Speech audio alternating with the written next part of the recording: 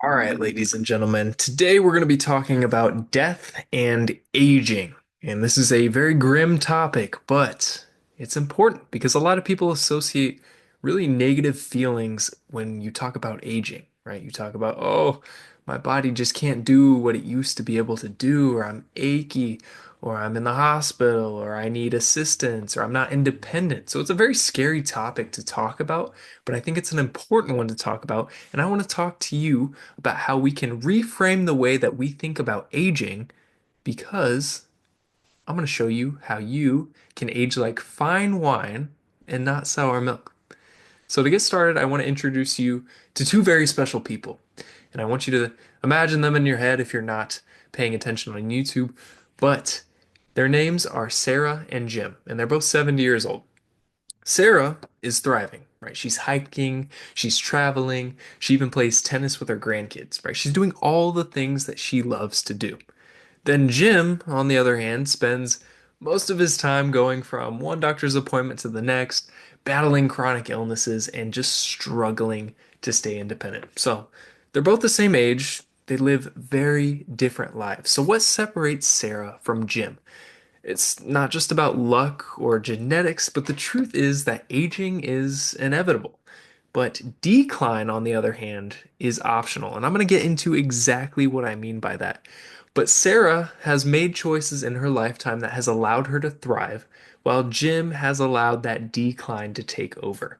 So today I'm going to challenge the way that you think about aging. And we've all been conditioned to believe that getting older means getting weaker, slower, less capable, more dependent on others, but I'm here to tell you something different. The way that we age is largely up to us. So we're going to talk about aging. Aging and decline are not the same thing. Okay, they don't have to go hand in hand. And I want to talk about two types of aging. So we've got primary and secondary aging. Primary aging are the things that are kind of outside of our control. These are the biological changes that happen to everyone. Think things like gray hairs and wrinkles, right? There are a lot of theories of why primary aging occurs, but as of right now, this is outside of our control. There's research on, ways to slow down primary aging and all that good stuff, but this is largely outside of our control. Okay. The next thing that we know about aging is that there's something called secondary aging. And this is the decline that comes from things that we can control. So think of things like inactivity, poor diet, and poor lifestyle choices. And this brings me to the first point that I want you to remember. If you don't remember anything from this presentation, from this podcast episode, remember these three things.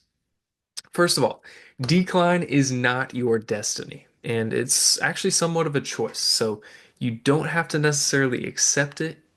You have the power to slow, stop, and even reverse many of the symptoms that we associate with aging. And you can control the decline, even if it seems inevitable. And I'm going to dive into exactly how you can do that.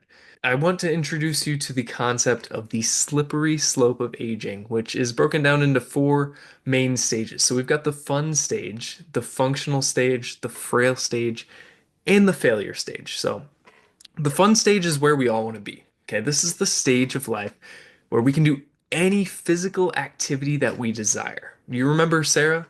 This is where she is. She's active, independent, she's living her life to the fullest. She can do anything that she wants to do. Maybe you know a handful of individuals who are in their older years who are still able to do all of the things that they've always wanted to do physically. Okay?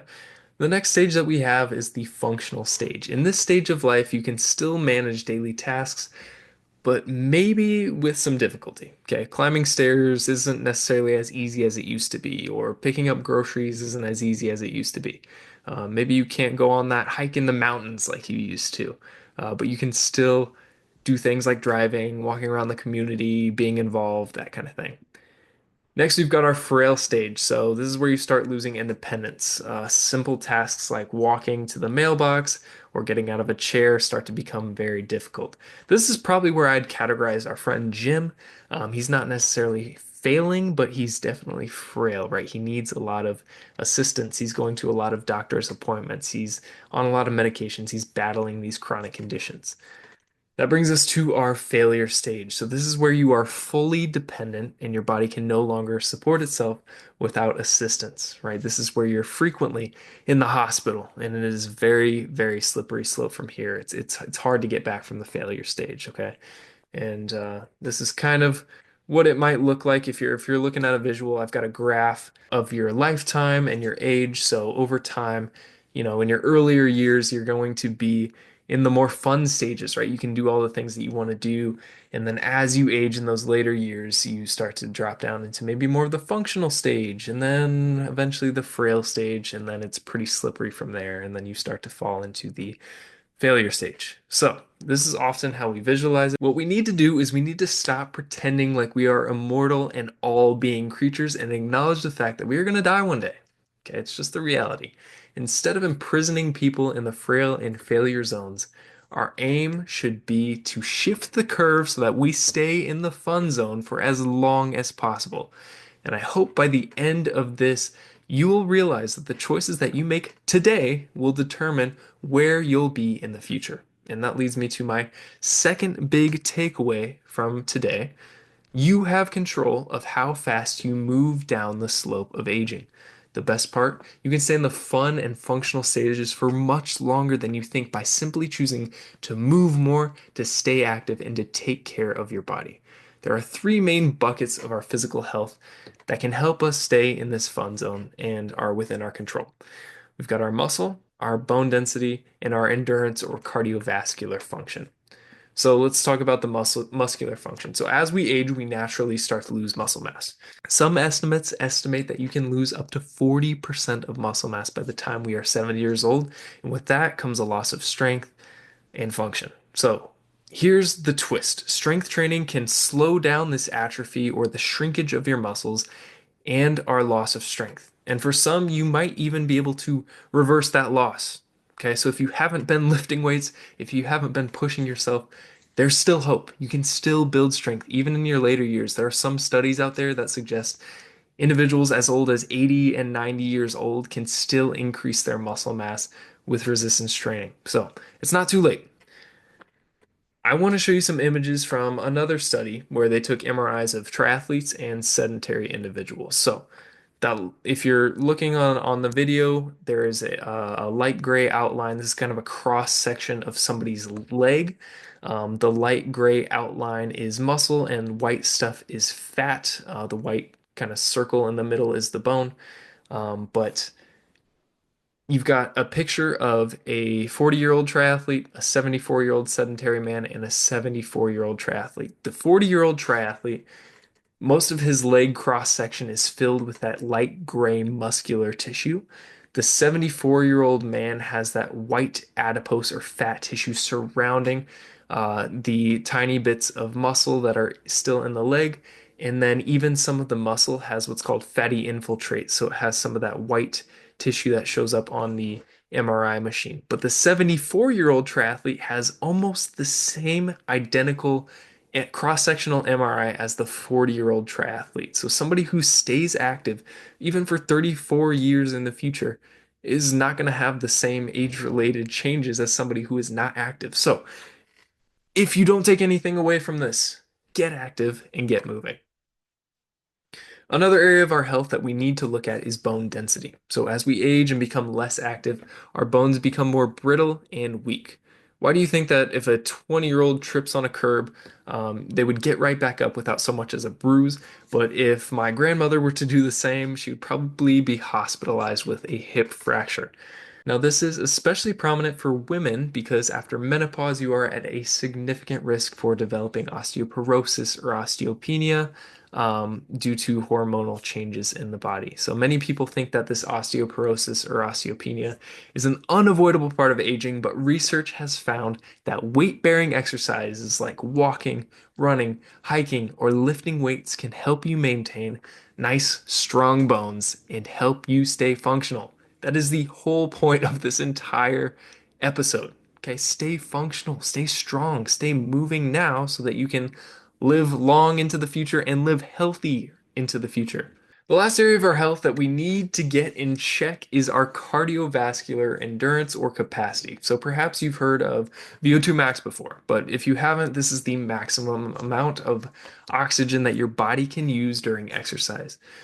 Now, VO2 max tends to also decline with age, but regular aerobic or cardio activity can help keep your heart strong and your endurance up even as you age. So here's something cool about VO2 max. It is the number one predictor of how long you'll live, right? Isn't that fascinating? Here's the catch though. It doesn't just predict how long you live, but it predicts how well you'll live as well. Okay, so VO2 max is huge. All right, think about what you want to be able to do when you're older. Maybe you're not quite in your 60s or 70s or maybe 80s listening to this, but when you are at those ages, what do you still want to be able to do at that older age? Is it simple things like walk up a flight of stairs, mowing the lawn, having sex? These activities require a certain level of fitness, and without regular exercise, they become harder and harder as we age. So, playing with your children or your grandchildren take anywhere from 12.25 to 20.3 milliliters per kilograms per minute of VO2 max. Climbing stairs takes about 14 milliliters per kilogram per minute. Mowing the lawn takes 19.25. Most people in the frail or failing zones of aging have a VO2 max that is below 20 milliliters per kilogram per minute. That means that is the maximum amount of oxygen they can take in, which means they would struggle to climb upstairs for a long amount of time. They would struggle to mow the lawn. They might not even be able to do it. They would struggle to play with their children or their grandchildren. But if you keep moving, you can keep doing the things that you love doing well into your golden years. Okay?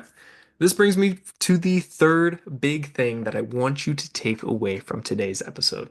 It is never too late to start reversing the clock. Okay, no matter where you are on this slippery slope of aging, you can make changes. All right, fitness is the closest thing that we have to the fountain of youth currently. We've been searching for the fountain of youth for centuries in medications, in procedures, in everything else, but fitness has been shown time in and time out to be the closest thing to the fountain of youth that we have. Regular physical activity can help you rebuild muscle. It can help you improve bone density, and it can enhance your cognitive function as you age as well. So imagine being 75 years old and feeling stronger, more capable, and more confident than you did in your 30s or 40s. Okay, it's possible with regular activity and exercise. So I propose that we reframe the way that we look at aging because aging can actually become a superpower. I mean, think about it, right? You see, with age comes experience, resilience, and a deep understanding of your body and life and the world around you, right? You have that knowledge, you have that capacity. When you combine that with a physically active lifestyle, you stay strong, you stay healthy, you build up your VO2 max, you can do all of the things that you're doing at a younger age, even into your older age. Okay? So aging can be a superpower if you approach it correctly. And I want to introduce you to a couple of individuals who are taking this principle and practicing it. Okay. First up is Ernestine Shepard. Okay. So her story is a testament to the power of determination and love. She was born in 1936, and she was just an ordinary woman who didn't discover her extraordinary strength until she was 56 years old. A casual decision to join an aerobics class with her sister Mildred sparked a shared passion for fitness.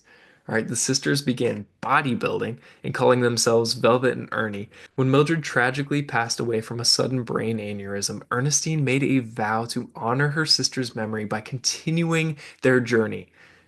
What began as a personal tribute evolved into a groundbreaking achievement. In 2010 and 2011, Ernestine was recognized by Guinness World Records as the world's oldest competitive female bodybuilder. To this day, Ernestine still leads a life of discipline and inspiration. She wakes up early every morning, she meditates, she goes for runs, she trains with weights, she maintains a lean diet, and that's one badass lady right there. Okay, she is still killing it. Okay. Next up, we've got Pooja. Okay, Pooja was born in 1911 in Punjab, India, and couldn't even walk until the age of 5. Decades later, after moving to the United Kingdom and enduring the devastating loss of his wife and son, he turned to running at the age of 89 years old as a way to cope. What began as a personal outlet transformed into an awe-inspiring journey of athletic achievement. In the year 2000, he completed the London Marathon in under 7 hours, breaking records in his age group. At 100 years old, he became the first centenarian to finish a marathon, crossing the Toronto waterfront marathon finish line in just over 8 hours. This remarkable feat earned him the nickname the Turbaned Tornado. Pooja Singh's impact extended far beyond the race times. He retired from competitive running at 101 years old, and he has used his platform to inspire others to lead active and healthy lives. He was the torchbearer for the London 2012 Olympics and a subject of the children's book Pooja Singh Keeps Going. His life story embodies perseverance and hope. Okay, next up, Julia Hurricane Hawkins. All right, she discovered her passion for athletics later in life as well, proving that it's never too late to chase greatness. She was born in 1916 in Wisconsin and was raised in Louisiana. She lived a vibrant life as an educator, a mother, and a devoted gardener. At 75 years old, she began competitive cycling, dominating the national senior games and earning multiple gold medals. But it wasn't until she turned 100 years old that she took up sprinting. Yes, sprinting. In 2017, she captured the world's attention by running the 100-meter dash in just 39.62 seconds, setting a world record for her age group. At 105 years old, she became the first woman to record a time in the 100-meter dash for the 105 plus age category. She finished in just over a minute, and this is how she earned her nickname Hurricane. So here we are. We have learned that aging is something that we can't necessarily escape, but decline, on the other hand, that's almost optional. Those secondary aging characteristics are heavily influenced by your activity levels and your habits. The choices that you make today, tomorrow, and next week will determine how you age and whether you will thrive in your later years. So I want you to remember these three things from today's episode of the Fitness Blueprint podcast. Number one, decline is not your destiny. Number two, you have control of your slope of aging. And number three, it is never, ever too late to start. So let's think back to our friends Sarah and Jim. Who do you want to be? Do you want to live a life full of all the things that you're doing currently, staying active, healthy, happy, interacting with your family? Or do you want to be like Jim, going in and out of hospital stays, in and out of doctor's appointments, struggling to stay functional? All right. Aging is not necessarily something that you have to fear.